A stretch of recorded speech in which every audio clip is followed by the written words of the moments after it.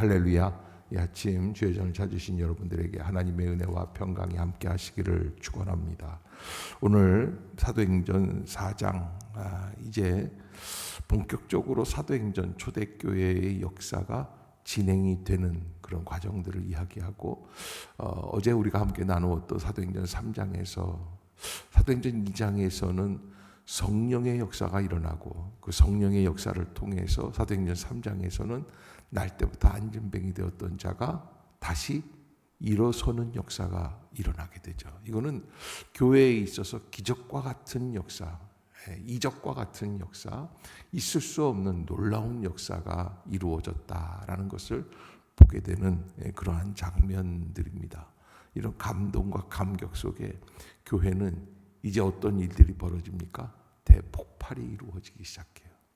그래서 이렇게 불꽃이 터지듯이 이거 터져버렸다. 그래서 익스플로시브에서 부흥의 역사, 막 터져버린 폭발이 이루어지는 성령의 대폭발이죠. 그런데 여러분, 한 가지 우리가 알아야 될 것이 있습니다. 그것은 바로 이렇게 성령의 대폭발이 있는 것, 좋은 일이에요, 나쁜 일이에요?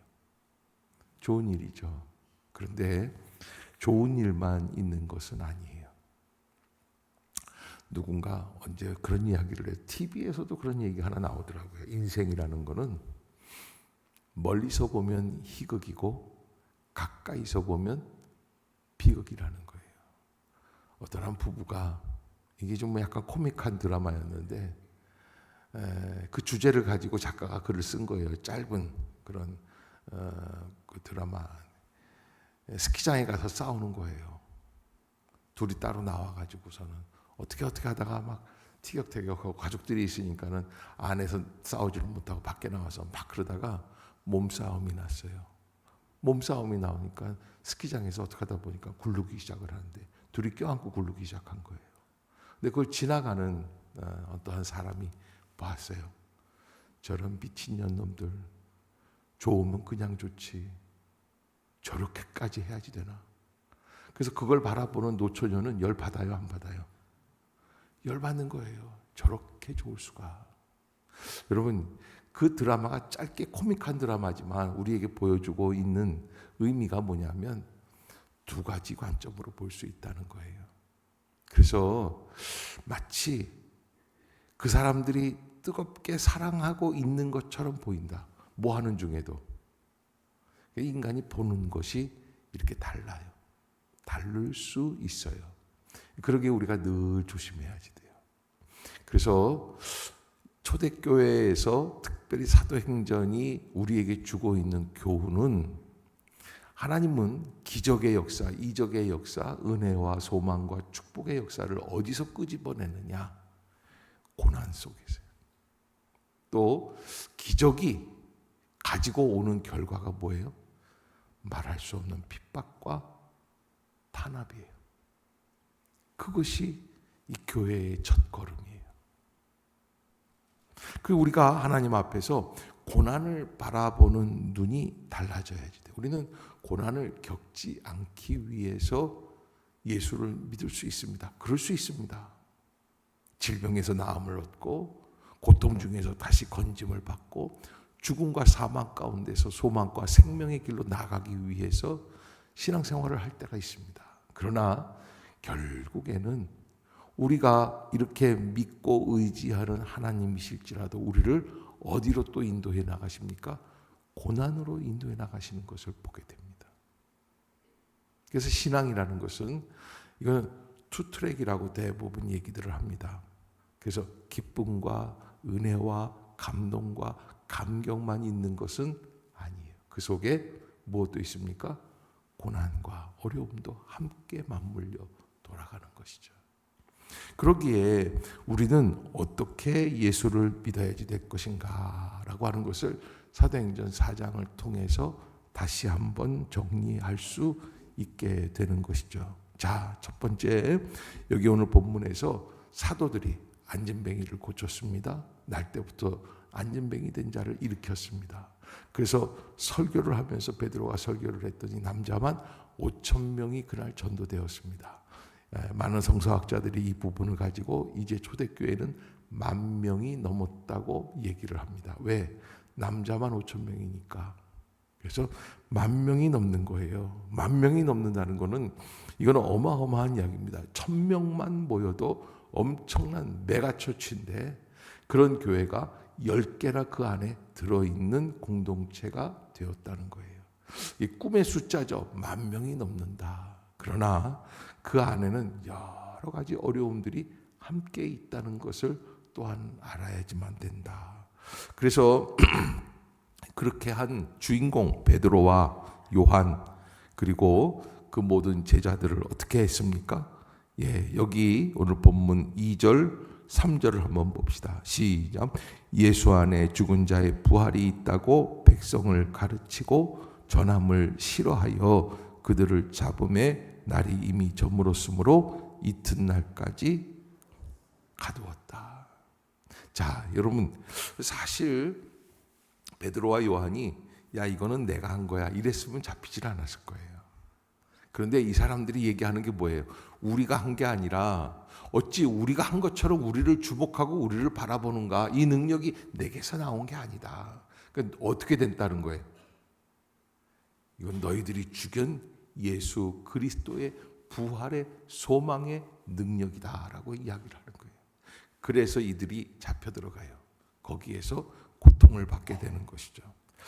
자, 그러면서 그들을 잡음에 날이 이미 저물었으므로 이튿날까지 가두고 이튿날 관리들과 장로들과 서기관들이 예루살렘에 모여서 이제 공의회를 가지고 열어서 이들을 의논하고 있는 겁니다.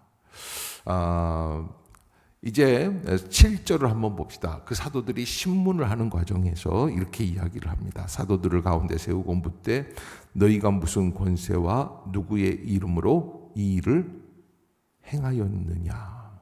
8절 시작.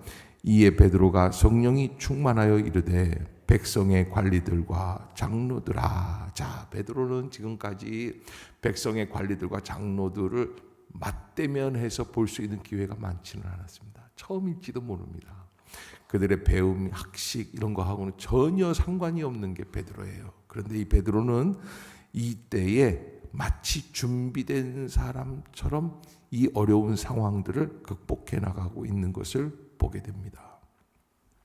그래서 10절에 너희와 모든 이스라엘 백성들은 알라. 너희가 십자가에 못 박고 하나님이 죽은 자 가운데서 살리신 나사렛 예수 그리스도의 이름으로 이 사람이 건강하게 되어 너희 앞에 섰느니라. 이 너무나 담대한 얘기죠. 그들이 잘못했다라는 이야기를 지적하고 있는 거예요. 너희와 모든 이스라엘 백성들은 알아야지만 된다. 너희가 십자가에 못 박고 하나님이 죽은 자 가운데서 살리신 나사렛 예수 그리스도의 이름으로 이 사람이 건강하게 되어 너희 앞에 섰느니라.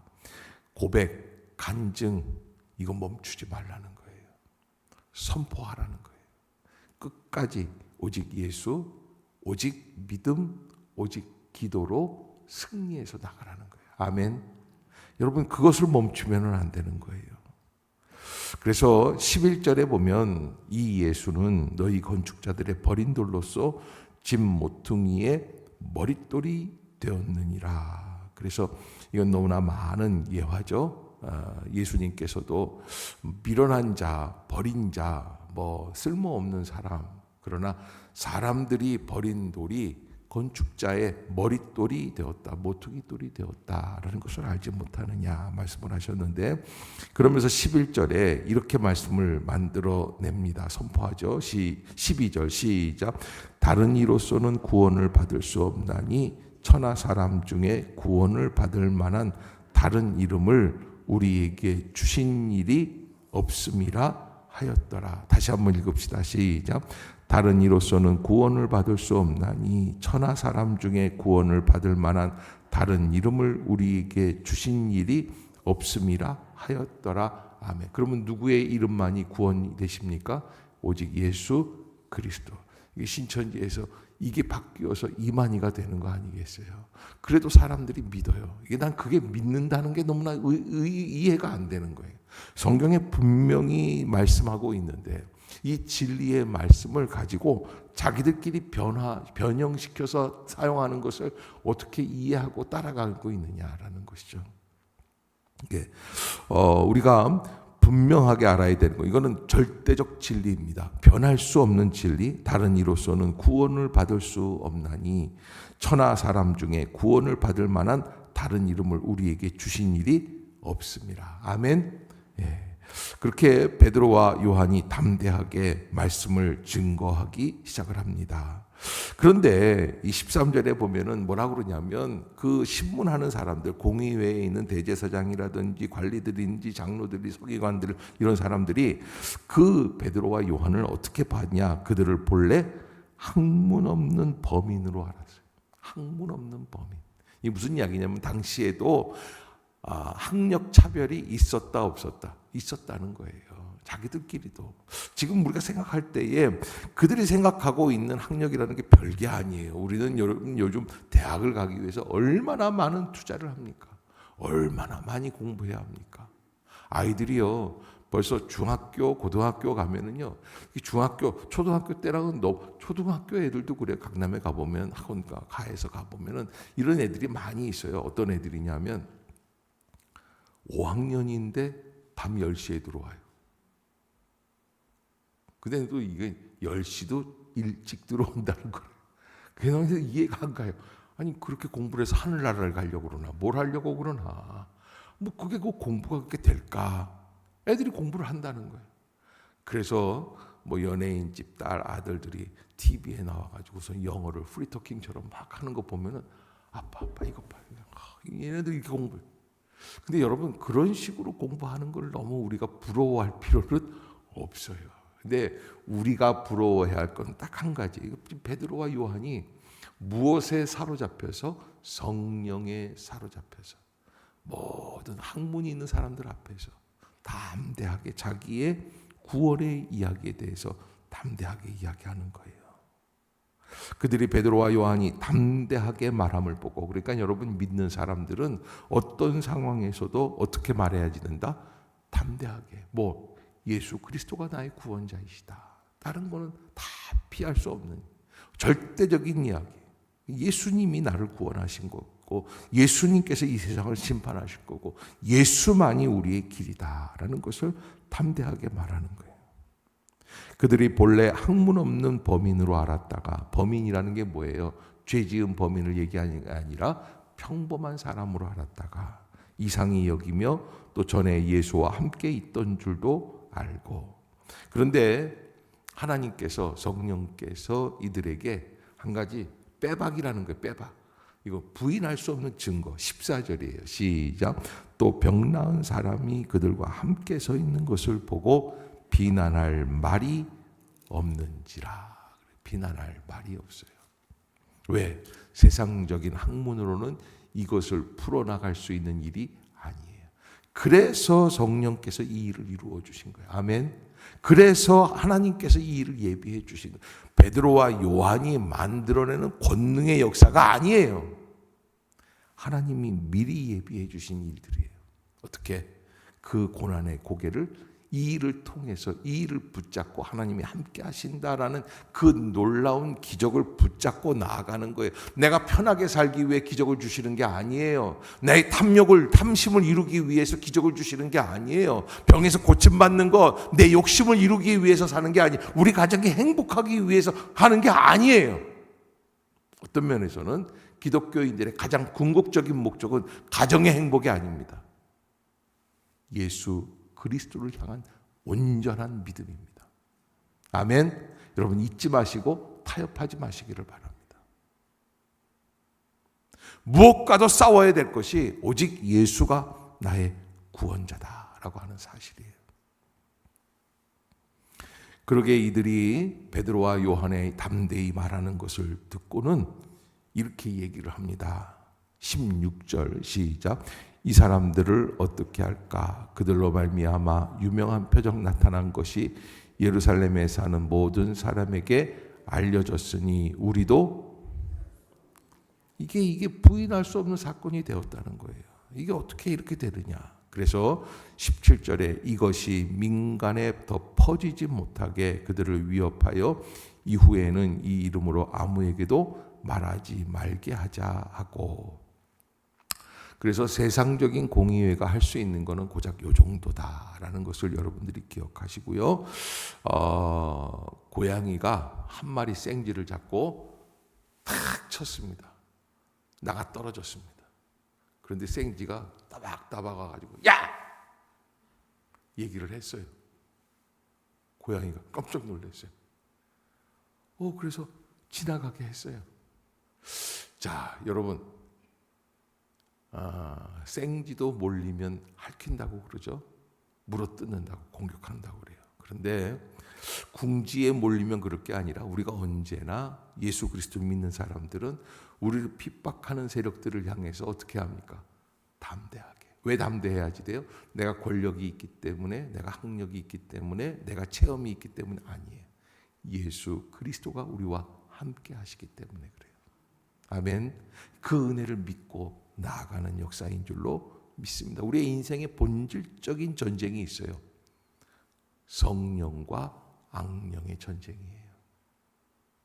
그러기에 우리가 어떠한 일에도 굴복하지 말고 성령을 통하여 전쟁을 승리의 길로 나가는 거예요. 아멘. 그 길을 우리가 잊지 마시기를 주의 이름으로 축복합니다.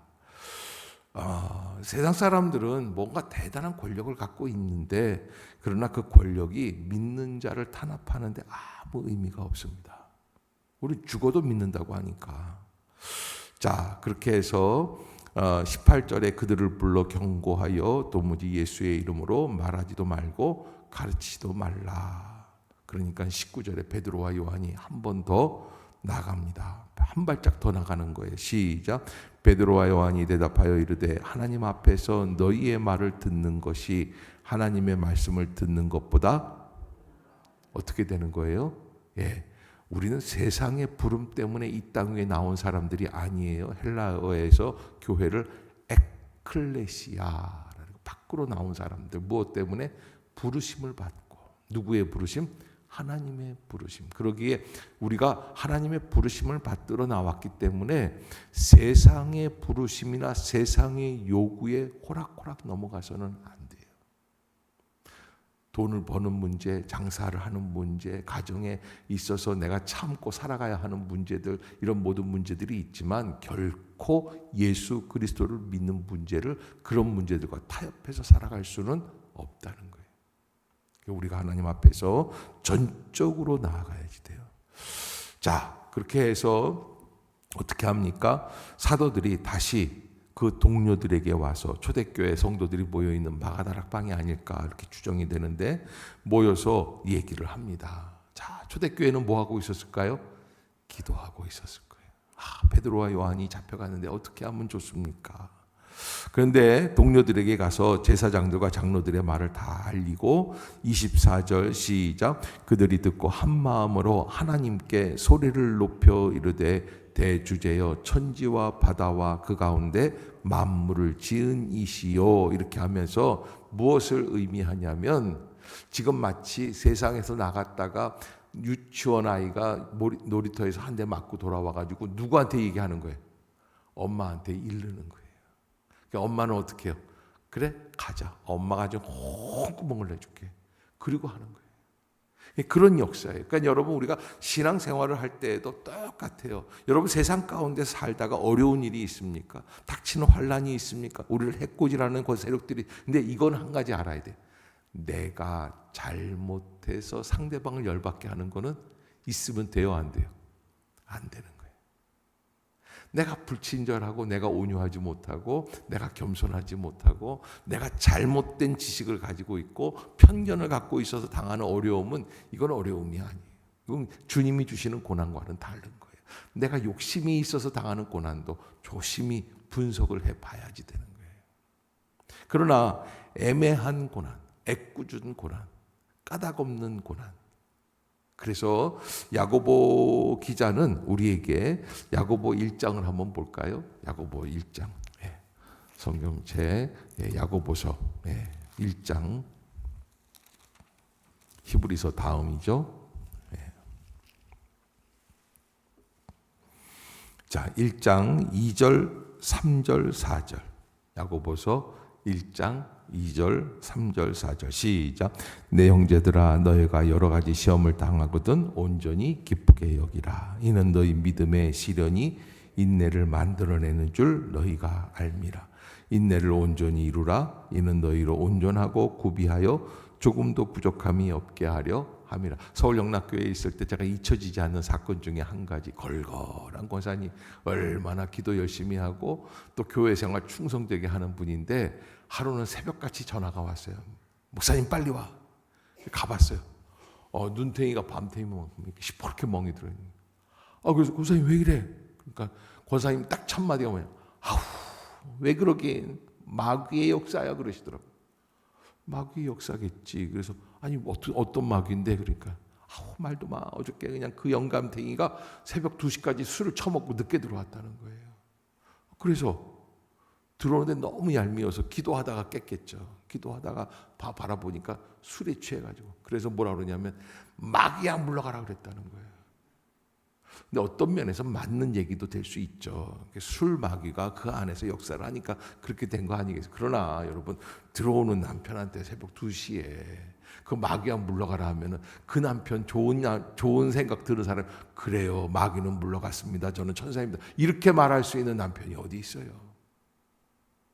그러니까 신발짝이 날라와가지고 눈이 맞아가지고 시퍼렇게 멍들었다는. 내가 그랬어요. 싸다. 맞아, 싸다. 여러분, 이건 우리 자업자득이에요. 우리가 뿌린 씨앗이에요. 우리의 잘못된 언어, 겸손하지 못한 태도들, 이런 것들이에요. 이건 마귀의 역사라기보다는 그 이전에 내 속에 있는 내 생각이에요. 왜? 남편이 술 안 먹고 나만 좀 잘해줬으면 좋겠거든요. 이게 어떤 면에서는 하나님께 순종하는 남편을 바라보는 게 아니라 누구 말 듣기를 원하는 거예요. 이거는 인간의 이기적인 욕심이에요. 대부분 제가 30대, 40대 부인들을 신방을 하면 그분들이 하는 기도 제목이 되게 아주 일률적입니다. 뭐예요? 목사님, 우리 남편 제 말 좀 잘 듣게 해주세요. 저는요, 여지껏 신방하면서 우리 남편 예수님 말씀 좀 잘 듣게 해주세요, 이렇게 말하는 부인을 들어본 적이 거의 없는 것 같아요. 다 뭐라 그러냐면 자기 말 좀 잘 들었습니다. 남자들이 얼마나 말을 안 듣는지. 그런데 사실 자기 말 들으면 천국이 될 것 같죠? 천만의 말씀, 만만의 콩떡입니다. 말도 안 되는 얘기예요. 우리는요, 내 말을 듣는 게 아니에요. 성령의 음성, 하나님의 말씀, 진리의 역사가 우리에게는 가장 우선순위에 있다. 아멘. 잊지 마시기를 바랍니다. 그래서 베드로와 요한은 그 초대교회 성도들과 함께 기도합니다. 이렇게 된 역사를 한번 해석을 해보는 거예요. 이제 시편의 말씀을 들어서 어찌하여 열방이 분노하며 족속들이 허사를 경영하였는고, 세상의 군왕들이 나서며 관리들이 함께 모여 주와 주의 그리스도를 대적하도다. 이건 시편 2편 다윗이 자기의 왕권을 빼앗으려고 하는 세상 사람들을 바라보면서 이야기하는 겁니다. 하나님이 자기를 세워주셨는데, 기름 부어주셨는데 세상 사람들이 자기를 어떻게 할 것이냐라고 하는 이야기를 하는 거예요. 다윗은 여러 가지 어려움들을 많이 겪었고, 특별히 자기 아들 압살롬에게까지 반란을 당하지 않습니까? 그러한 반란 속에서도 하나님은 다시 다윗을 다시 세워주시고 다시 세워주시고, 그래서 하나님이 기름 부어주신, 교회도 마찬가지라는 거예요. 하나님이 기름 부어주시고 하나님이 선택하시고 하나님이 세워주신 교회를 흔들 자가 있다 없다? 없다. 아멘. 여러분 꼭 잊지 마세요. 그래서 이렇게 이제 그래서 이 29절에 결론이 있어요. 결론이. 이런 고난 속에서 베드로와 요한이 초대교회 성도들과 함께 더불어 다시 한번 고난 뒤에 다시 결단을 합니다. 29절 시작. 주여 이제도 그들의 위협함을 굽어 보시옵고 또 종들로 하여금 담대히 하나님의 말씀을 전하게 하여 주시오며 손을 내밀어 병을 낫게 하시옵고 표적과 기사가 거룩한 종 예수의 이름으로 이루어지게 하옵소서 하더라. 아멘. 그래서 어떤 역사가 일어나냐면 31절 시작. 빌기를 다함에 모인 곳이 진동하더니 무리가 다 성령이 충만하여 담대히 하나님의 말씀을 전하니라. 아멘. 여러분, 성령의 역사, 기적의 역사, 치유의 역사, 안진뱅이 날 때부터 안진뱅이 되었던 자를 치유해 줬는데, 이 역사 때문에 베드로가 설교를 하게 되고, 이 설교를 한 이후에 5천 명이나 더 증언이 됐습니다. 부흥이 됐어요. 그것 때문에 많은 은혜가 올 줄 알았는데 오히려 고난이 왔습니다. 그래서 축복 안에는 고난이 있고 고난 속에는 또 축복이 있습니다. 아멘. 그 두 트랙이 있다는 거예요. 그걸 함께 품고 가는 거예요. 이걸 이상하게 생각하면 안 되는 거예요. 고난이 오는 것도 당연하고, 또 고난 속에서 기도하면 하나님이 또 새로운 길을 열어주시는 것도 당연해요. 그런데 중요한 게 있어요. 그 고난이 오든지 축복이 오든지 어떤 것이 오든지 우리가 내려야 할 결론이 있습니다. 그게 뭡니까? 예. 손을 내밀어 병을 낫게 하시옵고 표적과 기사가 거룩한 종 예수의 이름으로 이루어지게 하옵소서. 그래서 이런 기도를 드리면 빌기를 다함에 모인 곳이 진동하였다. 사람들이 너무 강력하게 기도하니까 땅이 흔들렸다는 거예요. 그러더니 무리가, 따라해 봅시다. 무리가 다 성령이 충만하여 담대히 하나님의 말씀을 전하니라. 아멘. 바로 이게 하나님께서 원하시는 그런 결과다라고 하는 거예요. 아멘. 우리가 다른 것을 부러워할 게 아니에요. 초대교회에서 무리가 다 성령이 충만한 그 고난 속에서도, 핍박 속에서도, 감옥에 갇혔어도 흔들림이 없이 다 성령이 충만하여서 15,000명이나 넘는 성도들이 충만한 은혜 가운데 담대히 하나님의 말씀을 전하기 시작했다. 뿐만 아닙니다. 32절에 믿는 무리가 한 마음과 한 뜻이 되어 모든 물건을 서로 통용하고 유무상통이 이루어지는 거예요. 자기 재물을 조금이라도 자기 것이라 하는 이가 하나도 없더라. 옆에 사람한테서 주머니에 돈이나 뒤져보고 가져가도 내 것이라고 가져가면 안 된다고 말하면 이건 아직 성령 충만이 아닌 거예요. 왜 아무도 안 하세요? 그러니까 여러분, 이게 유무상통이 이루어져야지 돼요. 사도들이 큰 권능으로 주 예수의 부활을 증언하니 무리가 큰 은혜를 받아 그 중에 가난한 사람이 없으니 이는 밭과 집 있는 자는 팔아 그 판 것의 값을 가져다가 사도들의 발 앞에 두매 그들이 각 사람의 필요를 따라 나누어 주었기 때문에 그렇다. 예, 이런 어려움 속에서 또 한 가지 소망이 있는데, 그 36절에 구브로에서 난 레위족, 이게 누구를 얘기하냐면 바나바를 이야기합니다. 이 바나바가 또 하나 나오게 돼요. 인물이 하나 나오는 거예요. 교회는요, 이런 순결한 하나님의 말씀의 은혜 가운데 어떠한 어려움도 감당할 수 있는 그런 믿음의 사람들이 나올 때마다 새 소망의 역사가 열리게끔 되어 있습니다. 우리가 새벽 기도를 하고 있습니다. 근데 이 새벽 기도만 하는 거는 내 욕심을 이루려고 하는 기도의 자리가 아닙니다. 하나님의 뜻이 이루어지고 그 가운데 어떤 역사가 이루어집니까? 또 하나의 새로운 믿음의 사람들이 태어날 수 있기를. 아멘. 그래서 주여, 내가 바로 그 사람이 되기를 원합니다. 어려운 일들은 주여, 김 집사를 시키시기를 원합니다. 축복은 내가 받기를 원합니다. 이러지 마시고 주여, 따라해 봅시다. 주여, 내가 바로 바나바가 되기를 원합니다. 아멘. 그래서 이 바나바가 어떤 일을 했냐면 바울을 초대교회에 소개하고 안디옥 교회를 함께 개척하고, 그리고 1차 선교 여행을 떠나기까지 길라잡이가 가이더가 된 게 이 바나바예요. 그래서 다리 역할을 해줘 가지고 새로운 성령의 역사를 만들어낼 수 있는 통로가 되는 게 바나바가 되는 거예요. 여러분, 잊지 마시기를 주의 이름으로 축복합니다. 기도하겠습니다. 사랑의 하나님.